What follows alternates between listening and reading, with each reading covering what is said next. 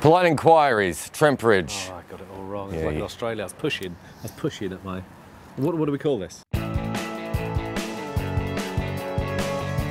Philip Gooses. What?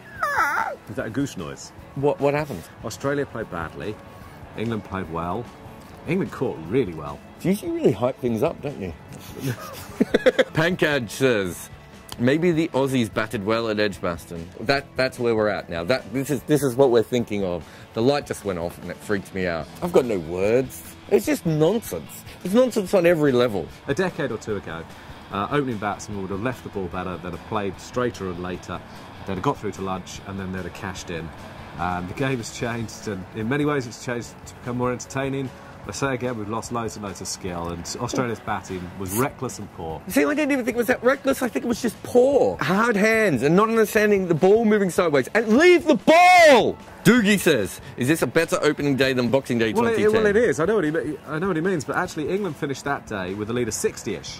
And they finished this with a lead of 200, so it's 3 times better. This was harder and more violent and quicker and uglier in every way. Have you seen a more one-sided day of Test cricket than that? No. I mean, if it had been boxing, they definitely would have stopped it, yeah? Andy says, is this the apotheosis of Stuart Broad? I don't know what that means. Doesn't that mean he's a chemist? Hugh Lloyd says, with Broad now level with Truman on 307 wickets, how does he compare to the great English bowlers? The story's not over with Stuart Broad. I think he's been at his best in the last 2 or 3 months since the Grenada Test match. He won't get those rewards every time, but he's bowled really, really well all series. Today it was a little bit like he dropped his old Nokia phone down the toilet, put his hand down and brought out a brand new iPad. And a unicorn. Oliver Sanders says, Night Watchman, come on. I cannot believe you go through a whole day, one of the best days England have ever had in Test cricket history, and you find a reason to criticise them. I'm with this guy. I'm with Oliver. I like it too. I'm rewriting my piece. Kieran says, will Nottingham Cricket Club go bankrupt if this game ends on day 2? No, they're insured.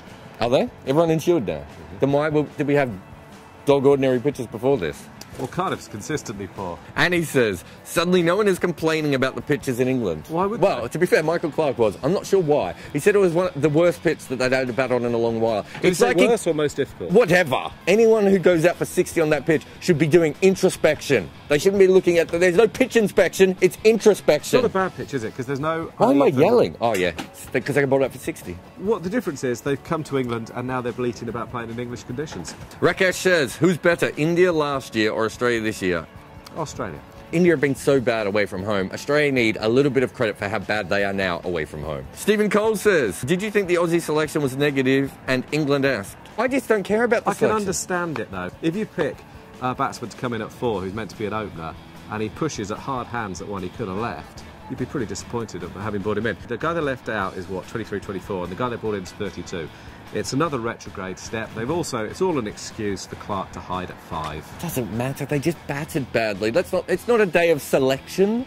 Nicholas Charlin says, is Australian cricket in crisis or just going through a bad patch? They did win a World Cup a couple of months ago. That's a good point. If they lose this test and the Ashes are gone, there's a good shout, isn't there, for bringing in Glenn Maxwell for the last test? Go look at the future. You want to marry Glenn Maxwell. You want to get a room with him. Glenn Maxwell and Mitchell Marsh are the future, surely. Whalers CC says, would anyone have been surprised if England had been 60 all out had they lost the toss and batted? Yes. Yeah. Everyone would have been surprised. I think England would have batted better. I'm not saying that they would have... I mean, it would have been really difficult for the first hour. It's also possible they would have been bowled out cheaply. They wouldn't have been bowled out for 60, though. Andy says, how will England cope at Trent Bridge without Jimmy? If Jimmy Anderson had been here and he had bowled anything like, Australia wouldn't have got 40, genuinely. Well, they would have got negative. Wood and Finn actually weren't at their best.